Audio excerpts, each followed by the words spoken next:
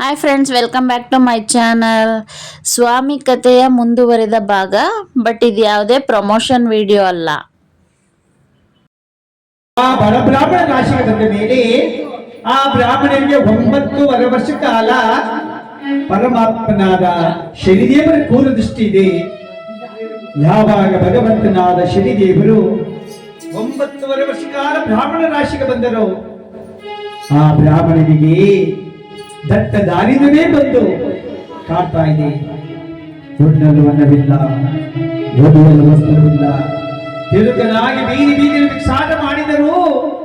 ಯಾರು ಸುದ ಒಂದು 10 ಹನ್ನವನ್ನು ನೀಡುತ್ತಾರಲ್ಲ ಪರಮಾತ್ಮ, ಈ ಪಟ್ಟಣದಲ್ಲಿ ಭಿಕ್ಷಾಟ ಮಾಡುವುದು ಬಡಧನ ಧನ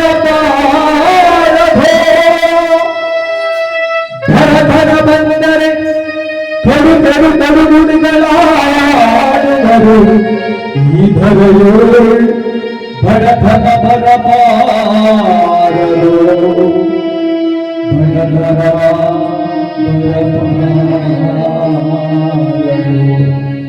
ಶಿವನೇ ಹರೇ ಶಿಖರ ಪರಮೇಶ್ವರ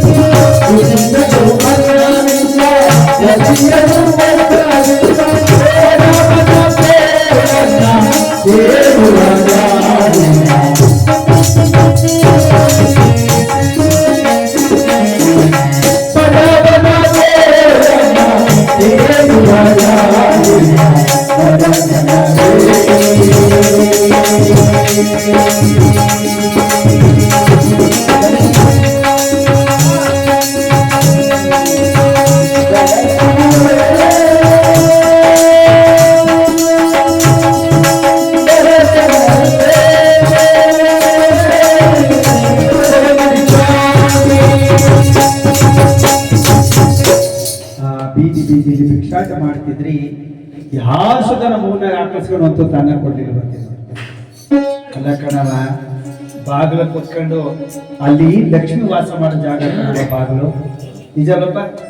ಅಲ್ಲಿ ಅಲ್ಲೇ ಕೂತಿರ ಸರಿ ಹಾಕಿಸ್ಬಾರ್ದಲ್ಲಿ, ಆಗ ದರಿದ್ರ ಲಕ್ಷ್ಮಿ ಬಂದ್ಬಿಡ್ತಾಳೆ ಅಂತ. ಅಲ್ಲೆಲ್ಲ ನೀ ಕುತ್ಕೋಬೇಡ ಅಂತ ಹೇಳ್ತೀರ, ಕುತ್ಕೋ, ಹಾಕಿಸ್ಬೇಡ ಅಂತ ಹೇಳ್ದ ಮೇಲೆ ಆಮೇಲೆ ಇರೋರ್ ಮುಂದೆ ಬಿಟ್ಟೋದಿರ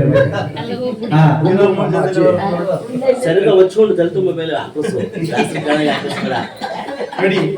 ಈಗ ನೀವು ಬೆಳಿಗ್ಗೆ ಪೂಜೆ ಮಾಡಿದ್ರಲ್ಲಪ್ಪ ರವೀಣ, ಬೆಳಿಗ್ಗೆ ಪೂಜೆ ಮಾಡಿಸ ಸ್ವಾಮಿಯವರು ಬಾಳೆಹಣ್ಣು ಮುರ್ಸೋದ್ರು. ಸ್ಟಾರ್ಟ ಮಾಡಿಕೊಂಡು ದುಃಖ ಪಡ್ತಿರ್ಬೇಕಾದ್ರೆ ಅಲ್ಲಿಗೆ ನಾದಮಾಮಿಗಳು ಬಂದಿದ್ದಾರೆ. ಅಯ್ಯ ಯಾರಪ್ಪ ನೀನು ಅಂದಾಗ, ನಾನು ಓರ್ವ ದಟ್ಟ ದಾರಿನಾಗ್ಬಿಟ್ಟ ಪಡಬ್ರಾಹ್ಮಣ ಸ್ವಾಮಿ, ನನಗೆ ಗ್ರಾಚಾರ ದೆಸೆಯಿಂದ ಉಣ್ಣಲು ಅನ್ನವಿಲ್ಲದೆ, ಒದ್ದೆಯಲು ವಸ್ತವಿಲ್ಲದೆ ಬೀದಿ ಬೀದಿಲಿ ಭಿಕ್ಷಾಟ ಮಾಡಿ ತಿರುಕನಾದರೂ ನನ್ನ ಕಷ್ಟವನ್ನು ಕೇಳುವುದಿಲ್ಲ, ತುತ್ತು ಪ್ರಸಾದ ನೀಡುವರಿಲ್ಲವಲ್ಲಿ ಏನು ಮಾಡಿರುವಂದಾಗ, ಇಲ್ಲಿ ಯಾರು ಒಂದು ತನ್ನ ಕೊಡುದಿಲ್ಲ ಕಣೆ, ನಿನಗೆ ಏನ್ ಮಾಡ್ಬೇಕು? ಮುಂದೆ ಹೋಗುವ ಒಂದು ಪಟ್ಟಣ ಸಿಗುತ್ತೆ. ಯಾವ ಪಟ್ಟಣ? ಉಜ್ಜಯಿನಿ. ಆ ಉಜ್ಜಯಿನಿ ಪಟ್ಟಣದ ಅರಸ ವಿಕ್ರಮ ಮಹಾರಾಜ.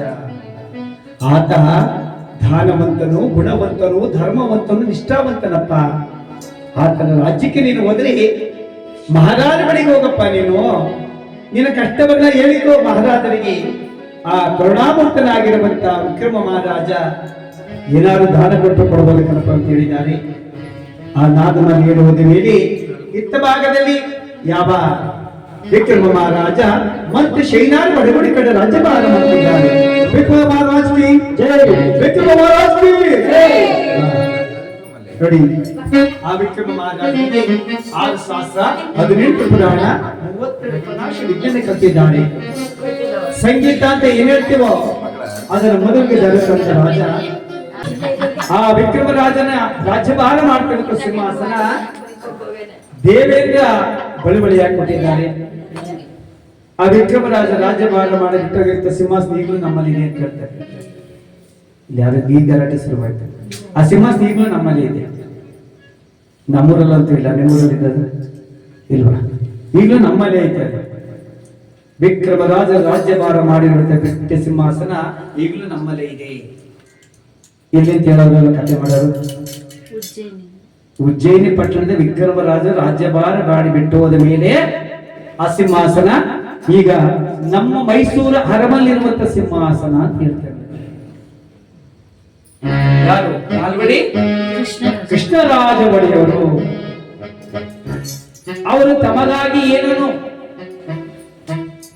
ಮಡಿಗಳಲ್ಲಿ ಪ್ರಜೆಗಳಿಗೋಸ್ಕರವಾಗಿ ಎಲ್ಲವನ್ನು ತ್ಯಾಗ ಮಾಡಿ ಕಣ್ಣ ಮಾಡಿ ಕಟ್ಟಲಿಲ್ಲ ಅಂದಿದ್ರೆ ನಮ್ಗೆಲ್ಲ ಕುಡಿಯಕ್ಕೆ ನೀರಲ್ಲಿ ಸಿಕ್ತಿತ್ತಣ? ಆ ಸಿಂಹಾಸನ ಯಾರು ಕೂತ್ಕೊಂಡ್ರೆ ಸತ್ಯವಂತರಾಗಿ ರಾಜ್ಯಭಾರ ಮಾಡ್ತಿದ್ದಾರೆ.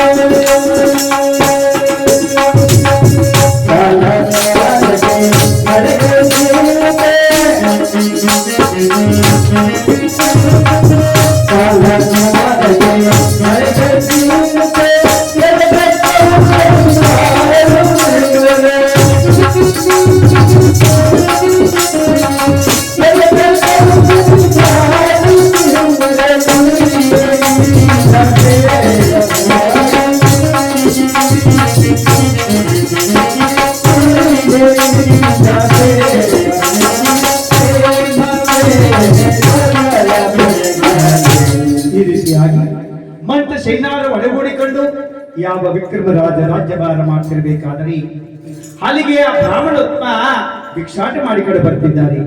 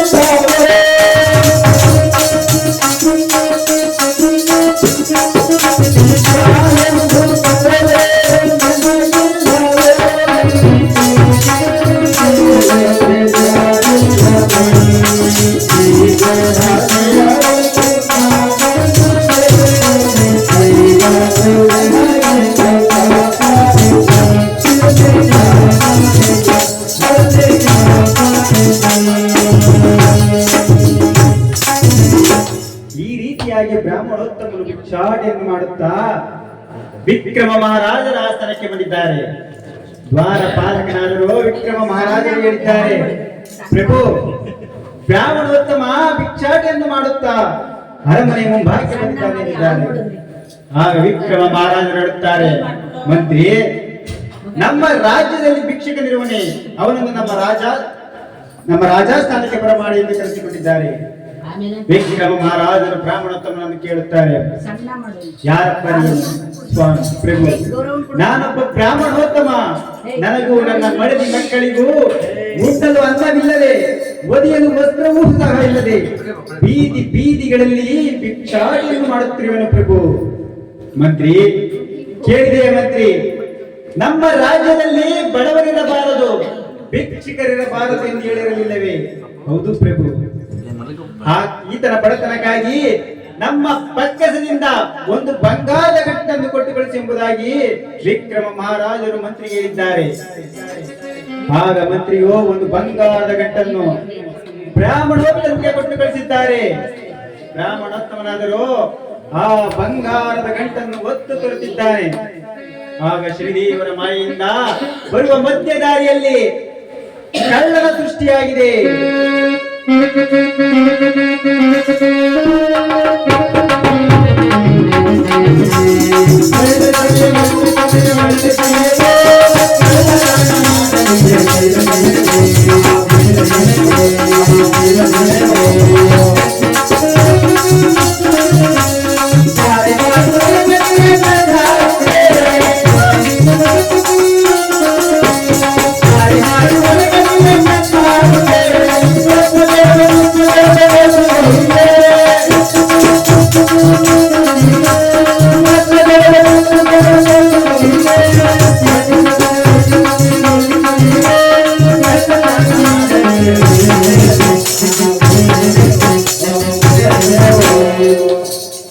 ಬ್ರಾಹ್ಮಣೋತ್ಮ ಪರಮಾತ್ಮ ಮಹಾರಾಜ ಕೊಟ್ಟ ಗಂಟನ್ನ ಪಾಪಿ ಕಳ್ಳ ಬಂದೆ ಕದ್ದು ಹೋದ್ರಲ್ಲ, ಹೇಗೆ ನನ್ನ ಮಡದೆ ಮಕ್ಕಳನ್ನು ಸಾಕಲೆಂಬುದಾಗಿ ಆ ಕಡೆಯಿಂದ ದುಃಖ ಪಟ್ಟು ಬರ್ತಿರ್ಬೇಕಾದ್ರೆ ಮಡದಿಯಾದ ಸುಶೀಲ ಕೆಳಗೆ ಮಡದಿ ಸ್ವಾಮಿ, ಮಹಾರಾಜ ಬಳಿಗೆ ಹೋಗಿದ್ದೀರಾ? ಹೌದು ದೇವಿ. ನಮ್ಮ ಬಡತನವನ್ನು ಮಹಾರಾಜರಿಗೆ ವಿಚಾರವನ್ನು ತಿಳಿಸಿದ್ದೀರಾ? ಹೌದು ದೇವಿ. ಆಗಿದ ಮೇಲೆ ಆ ಮಹಾರಾಜರು ನಮ್ಮ ಬಡತನವನ್ನು ಕೇಳಿರುವಂತ ಮಹಾರಾಜರು ಏನಾದರೂ ದಾನವನ್ನು ಕೊಟ್ರ? ದೇವಿ, ನಮ್ಮ ಬಡತನವನ್ನು ಕೇಳಿದ ವಿಕ್ರಮ ಮಹಾರಾಜರು ಒಂದು ಬಂಗಾರದ ಗಂಟನ್ನು ಕೊಟ್ಟರು ದೇವಿ. ಏನು ಮಹಾರಾಜ ಬಂಗಾರದ ಗಂಟನ್ನು ಕೊಟ್ಟರೆ ಏನ್ ಮಾಡಿದ್ರು ಸ್ವಾಮಿ? ದೇವಿ, ಆ ಬಂಗಾರದ ಗಂಟನ್ನು ತರುವ ಮಧ್ಯದಾರಿಯಲ್ಲಿ ಕಳ್ಳ ಬಂದು ಅಪಹರಿಸಿದನು ದೇವಿ. ಅಯ್ಯೋ ಪರಮಾತ್ಮ, ಮಹಾರಾಜ ಕೊಟ್ಟಂತ ಗಂಟನ್ನ ಕಳ್ಳ ಬಂದು ಕದ್ದು ಹೋದೇನೆ ಸ್ವಾಮಿ. ಈ ಮಕ್ಕಳನ್ನು ಹೇಗೆ ಸಾಕಲಿ? ಅಮ್ಮ ತಾಯಿ ಹಸಿದು ತಾಯಿ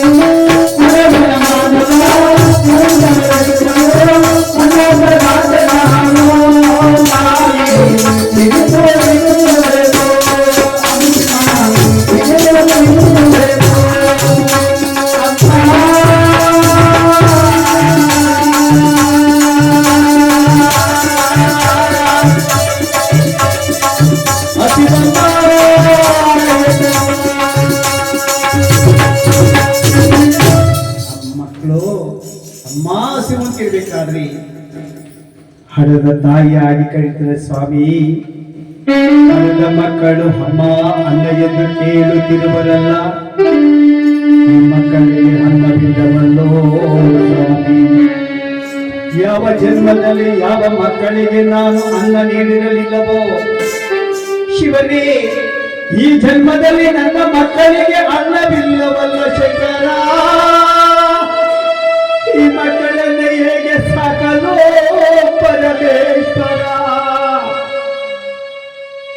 ಶಿವನೇ, ಈ ಮಕ್ಕಳು ಅಮ್ಮ ಅನ್ನ ತಿರ್ಬೇಕಾದ್ರಿ ಸ್ವಾಮಿ, ಈ ಮಕ್ಕಳನ್ನ ಸಾಕ್ಬೇಕಾದ್ರಿ ಎದ್ದು ಒತ್ತು ಉಪ್ಪು ಸಪ್ಪೆಲಿ ತಿಂದು ನನ್ನ ಮಕ್ಕಳು ಸಾಕಿದ್ದೀನಿ ಸ್ವಾಮಿ. ಹಡದ ಒಡಲಿನ ಕಷ್ಟವನ್ನ ಸಂಕಟವನ್ನ ಯಾರಿಗೆ ಹೇಳಲಿ ಸ್ವಾಮಿ. ಹಡದ ತಾಯಿಯಾಗಿ ನಾನು ಅಮ್ಮಾಸಿ ಒಂದಾಗ ಈ ಜೀವನ ಮತ್ತೆ ಜ್ಯೋತಿ ಬದುಕುವುದೇ ಸ್ವಾಮಿ. ಮಕ್ಕಳು ಅಮ್ಮ ಅಂದಾಗ ತಾಯಿಯ ಕರುಳಿನ ಬೀದಿನಿ ಯಾರಿಗೆ ಹೇಳಲಿ ಸ್ವಾಮಿ. ಹೇಳಿ, ಮಕ್ಕಳು ಅಮ್ಮ ಅನ್ನ ಅಂತ ಬಿಡ್ತು, ಅಣ್ಣ ಅನ್ನ ಅನ್ನೋದಿಲ್ಲ ಅಲ್ವೇ? ಆಗ ಈ ಮಕ್ಕಳು ಮಲಗಿಸೋ. ಬೆಳಗಾದ ಮೇಲೆ ನಾನು ಮಹಾರಾಜ ಬಳಿ ಹೋಗ್ತೀನಿ ಕಣಮ್ಮ. ಮಹಾರಾಜಗೆ ಮತ್ತೆ ನನ್ನ ಕಷ್ಟವನ್ನು ಹೇಳ್ತೀನಿ, ಏನಾದ್ರು ದಾನ ಕೊಟ್ಟು ಕೊಡ್ಬೋದು ಅಂದಾಗ ಹಾಗೆ ಅಂತೆ ಸ್ವಾಮಿ. ಯಾವ ತಂದೆ ತಾಯಿಯಾದರೂ ಹಡದ ಮಕ್ಕಳ ಉಪವಾಸವಾಗಿ ಮಲಗಿಸುವನೇ ಸ್ವಾಮಿ. ನಾವು ಉಪವಾಸವಾಗಿ ಮಲಗಬಹುದೇ ಹೊರತು ಈ ಮಕ್ಕಳಿಗೆ ಉಪವಾಸವಾಗಿ ಮಲಗಿಸಲು ಸ್ವಾಮಿ. ಯಾವ ತಂದೆ ತಾಯಿಯಾದರೂ ಮಕ್ಕಳ ಉಪವಾಸವಾಗಿ ಮಲಗಿಸರೆ ಸ್ವಾಮಿ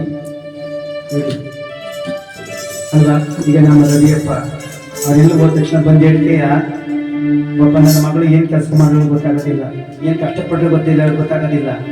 ಬೆಳಿಗ್ಗೆ ಏನ್ ಮಾಡ್ತೀವಿ ಕೇಳಿದೆ, ಎಲ್ಲ ಮಕ್ಕಳು ಬಂದಿರ್ತೀವಿ ಕೇಳಿದೇನೆ ಅಲ್ವಪ್ಪ. ಎಲ್ಲ ಮಕ್ಕಳು ಊಟ ಮಾಡ್ತವ. ಮಕ್ಕಳು ಊಟ ಮಾಡಿ ಹೊಟ್ಟೆ ತುಂಬ ನೀರು ಕೊಡ್ತೀವಿ. ಮಕ್ಕಳು ಮಲಗದ ಮೇಲೆ ಅಂತ ದಂಪತಿಗಳಿಬ್ಬರು ಮಲಗಿದ್ರು.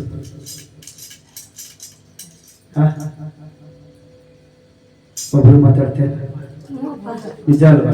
ಅದಕ್ಕೆ ಮಕ್ಕಳನ್ನ ಸಂತೈಸುವಂತ ಶಕ್ತಿ ತಾಯಿಯನ್ನು ಮತ್ತೆ ದೇವರಿಗೆ ಬಿಟ್ಟರೆ ಜಗತ್ತಲ್ಲಿ ಯಾವ್ದು ಶಕ್ತಿ ಇಲ್ಲ ಕಣೆ. ಆ ಮಗುನ ನೀನು ಎಳ ಮಗುನ ಸಮದಾಸೆ ಮಾಡೋ ಶಕ್ತಿ ನಿನಗಿದೆ.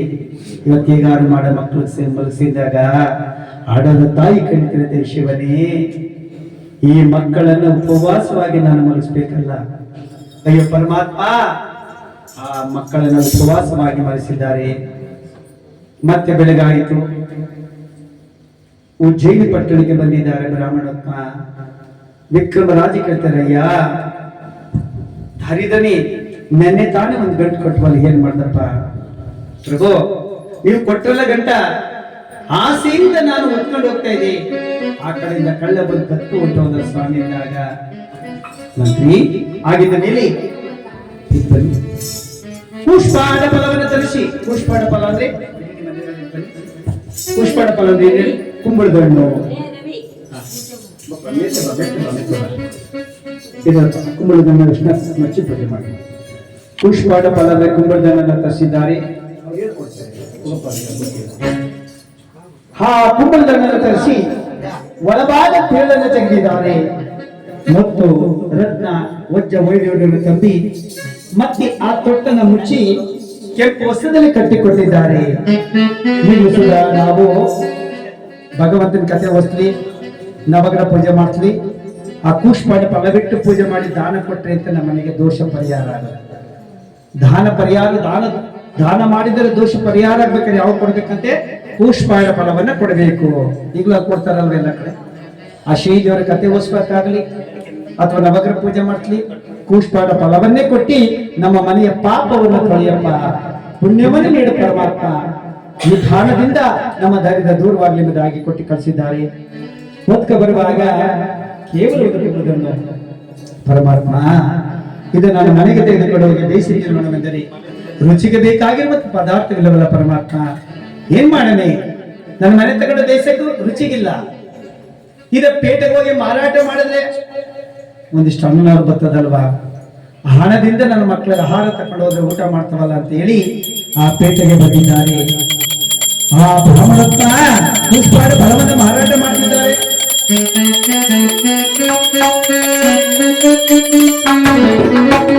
ನಾನೇ ಮಾಡುವೆ ಕುಂಕಳದ ಬಣ್ಣ. ನಾನೇ ಮಾಡುವೆ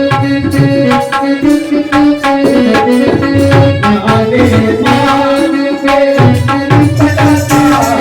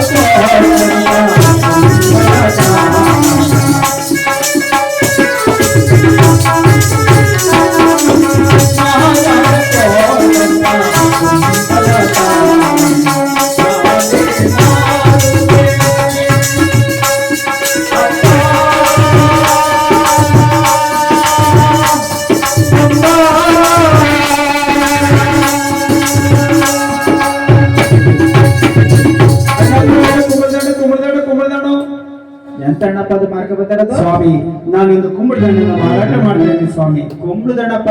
ಹೌದು ಸ್ವಾಮಿ.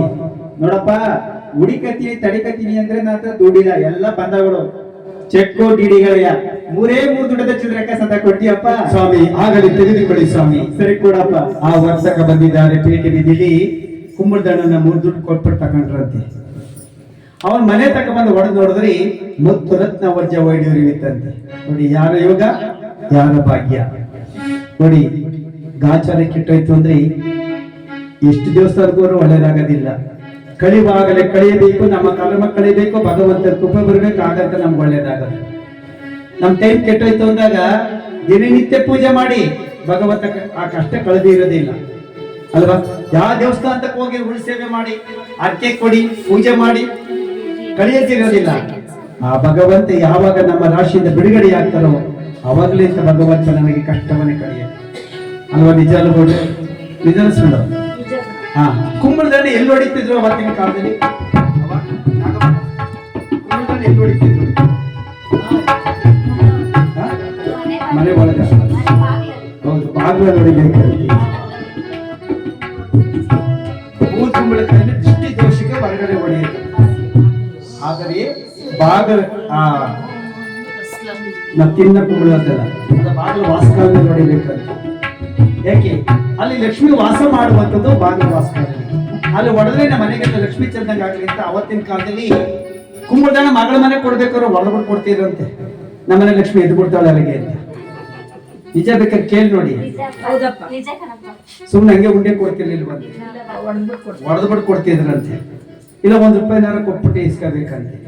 ಪರಮಾತ್ಮ ಒಂದೇ ಕಡೆ ಹೇಳ್ತಾರೆ, ಯಾವ್ದಕ್ಕಾದ್ರೂ 3 ಕದಿಬಾರ್ದು ಅಂತ. ಈಗಲೂ ನಿಜ ಸತ್ಯ ನೋಡಿ.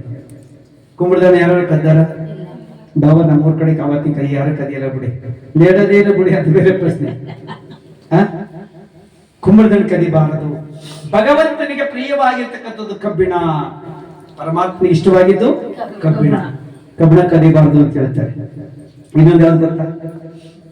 ಎಲ್ಲ ಅಂಗಡಿ ಮುಂದ್ಗಡೆ 3 ಪುಟೇನ ಮಳಿಗೆ ಮಿಕ್ಕಿದ್ರೆ ಒಳಗೆ ಹಾಕ ಬೇಗ ರುಚಿ ಯಾರ ಕದ್ದಾರ? ಸದ್ಯ ಕದಿಯೋದಂಗಾರಲ್ಲಿ ಸಾಲ ಇಸ್ಕೊಂಡ್ರು ಬಿಡುದಿಲ್ಲ, ಮೊದಲು ಕೊಟ್ಬಿಡ್ಬೇಕು ಅಂತಾರೆ ಅಲ್ವಾ? ಇಷ್ಟೊತ್ತಲ್ಲಿ ಹೇಳ್ಬಾರ್ದು ಅಂತ ರುಚಿ ಅಂತಾರಲ್ವಾ? ನೋಡಿ, ಅವ್ರ ವಿಧಿ ಇಲ್ಲ, ಕಥೆಯಲ್ಲಿ ಹೇಳಬೇಕು.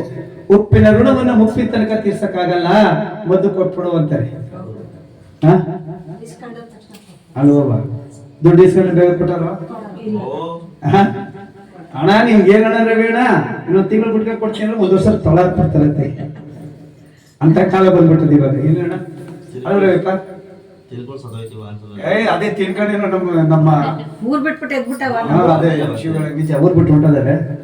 ಓಡ್ತೀವಿ ಹೋಗ್ರಿ, ಇವಾಗ ಇಲ್ಲ ನಮ್ ತಾವ್ ನಾವೇನ್ ಹಂಗೆ ಅದೇ ಇದ್ದಾಸ್ಕೊಂಡ್ರೆ ಮೊದ್ಲು ಕೇಳಿದ್ರೆ ಮನೆ ತಕ್ಕ ತಂದು ಕೊಡುವಂಥದ್ದು ಅದೊಂದೇ ಅಂತೆ. ಅದೊಂದೇ ಅಪ್ಪ. ಅದಕ್ಕೆ ಭಗವಂತನ ಕಥೆಗಳಲ್ಲಿ ಕೆಲವು ವಿಚಾರಗಳನ್ನ ನಾವು ನೀವೆಲ್ಲ ತಿಳ್ಕೋಬೇಕಾಗಿದೆ. ಒಬ್ಬೊಬ್ಬರು ಅಂತಾರೆ ಕತೆ ಮಾಡ್ತಾರೆ, ಅದು ಬೇರೆ ಪ್ರಶ್ನೆ ಅಲ್ವಾ. ಏಕೆಂದ್ರೆ ಈತನ ಪ್ರಭಾವದಲ್ಲಿ ಎಲ್ಲ ಬಲ್ಲವನು ಯಾರು ಇಲ್ಲ, ಎಲ್ಲ ತಿಳ್ಕೊಳಕ್ ಆಗಲ್ಲ. ತಿಳ್ಕೊಂಡಷ್ಟು ಒಬ್ಬೊಬ್ರು ಅಂತ ಹೇಳ್ತಾರೆ, ಪಾಪ ಹೇಳಕ್ ತಪ್ಪು ಅಂತಲ್ಲ ಅಲ್ವಾ. ನೋಡಿ, ಆ 3 ಹಣಿಕೆ ಆಹಾರವನ್ನು ತೆಗೆದುಕೊಂಡು ಬಂದ ಮಕ್ಕಳಿಗೆ ಉಣ್ಣಬಡಿಸಿದ್ದಾರೆ. ಮತ್ತೆ ಬೆಳಗಾಯಿತು, ಎಲ್ಲಿ ಬರ್ತಿದ್ದಾರೆ, ಏನ್ ಮಾಡ್ಬೇಕು, ಮತ್ತೆ ಭಿಕ್ಷಾಟ ಮಾಡ್ಬೇಕು. ಆ ಬ್ರಾಹ್ಮಣರನ್ನ ನಮ್ಮ ರವಿಯಪ್ಪರು